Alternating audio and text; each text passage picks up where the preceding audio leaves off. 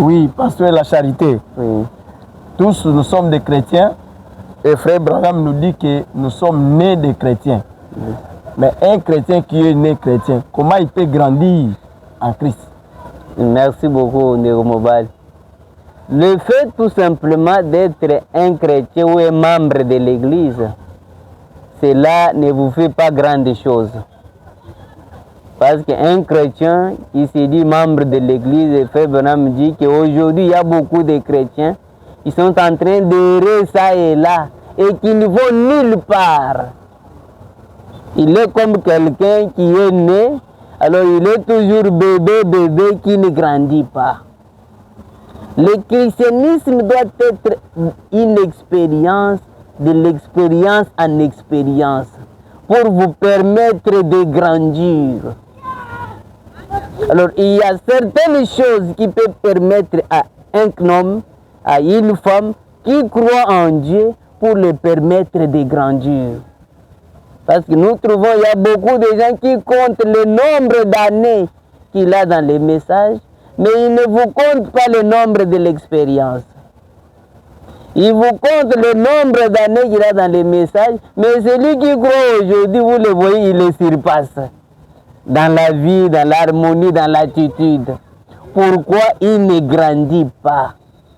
Bébé toujours. Il est toujours bébé pentecôtiste. Mais pour qu'un chrétien puisse grandir dans le corps de Christ, il y a certaines choses. La première chose, c'est quoi? Il doit beaucoup manger la parole pure. Ah bon? La parole premièrement. Parce qu'il y a beaucoup de gens qui n'aiment pas la parole.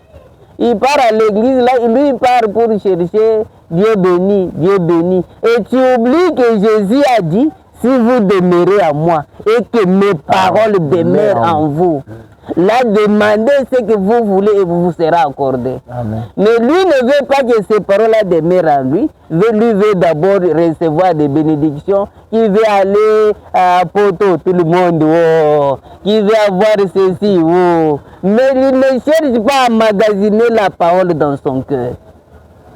Quand vous mangez la parole, c'est comme un enfant dans le naturel. S'il mange bien, vous verrez sa santé aussi va s'agrandir. Mais comment on va manger la parole chez le pasteur? La parole, vous devez la manger dans l'église locale là où vous êtes. Qui est de bonnes prédications. Qu'on vous enseigne mieux la parole. Qu'on vous encadre bien spirituellement.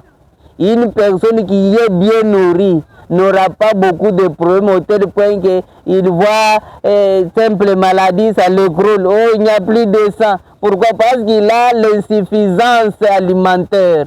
Mais une personne qui mange assez, il aura plus de résistance, même dans le spirituel. Okay. Et la deuxième chose qui peut permettre quelqu'un d'aller plus loin de progresser, c'est la prière.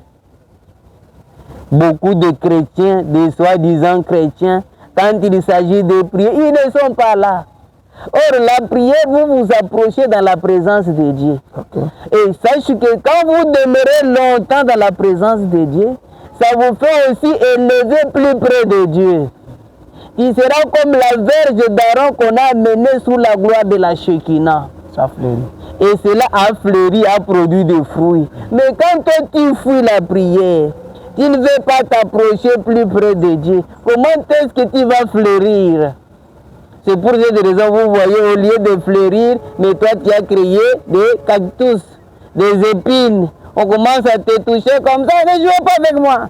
Vous ne faites pas ceci. Pourquoi? Parce que tu n'entres pas dans la présence de Dieu. Peut-être les gens ne veulent pas prier parce qu'ils savent que Dieu connaît tout. Alors, quand vous pensez que Dieu connaît tout, Dieu a besoin de celui qui s'approche près de lui. Okay. Quand vous venez à lui, ça lui montre réellement que cette personne me rend compte. Parce qu'il y a beaucoup de quand quelqu'un a de l'argent, il se voit que je n'ai rien à aller demander à Dieu. C'est pourquoi il n'y a pas assez de chrétiens dans des milliers européennes. Parce qu'il se voit que nous sommes déjà, on a déjà assez. J'irai à l'église faire quoi? Mais nous adorons à cause du côté spirituel. Tout en sachant que le diable rôde autour de nous, cherchant qui dévorer. Et pour qu'il ne vous dévore pas, il doit être sous enclos. Cet enclos-là, c'est dans la présence de Dieu. Tu trouveras un chrétien qui n'a jamais jeûné. Il n'a jamais prié. Oh, regardez l'église primitive dans Acte 2. La Bible dit qu'il persévérait dans l'enseignement des apôtres, dans la prière, dans les jeûnes, dans la communion fraternelle. C'est pourquoi il grandissait. Ok. Et aujourd'hui, beaucoup de chrétiens, ils ne sont pas là. Ils vous disent, est-ce que dans ta vie, tu as déjà jeûné? Est-ce que pour que Dieu entende, il faut toujours que je puisse jeûner? Et pourtant, Jésus a dit, il y a d'autres sortes de démons qui ne sortent que par la prière, par les jeûnes. Parce que les jeûnes, c'est une échelle qui vous met un peu plus haut pour atteindre ce qui est un peu plus haut. Et quand quelqu'un ne prie pas assez, il ne mange pas assez la parole, il sera un chrétien qui est en train de devenir un chrétien par le nom. Il comptera le nombre d'années, mais il ne comptera aucune expérience. C'est ce qui fera qu'il aura le risque de manquer même l'enlèvement. Pensant que le fait d'être juste un chrétien, c'est ça tout ce qu'il me faut. Mais il oublie que le christianisme, c'est une expérience personnelle et une manière de vivre. Vous voulez grandir dans le spirituel, mangez la bonne parole, vivez la parole, priez beaucoup, jeûnez, abandonne-toi au Seigneur et le Seigneur aussi ajoutera sa bénédiction sur toi. Que le Seigneur vous bénisse. Amen.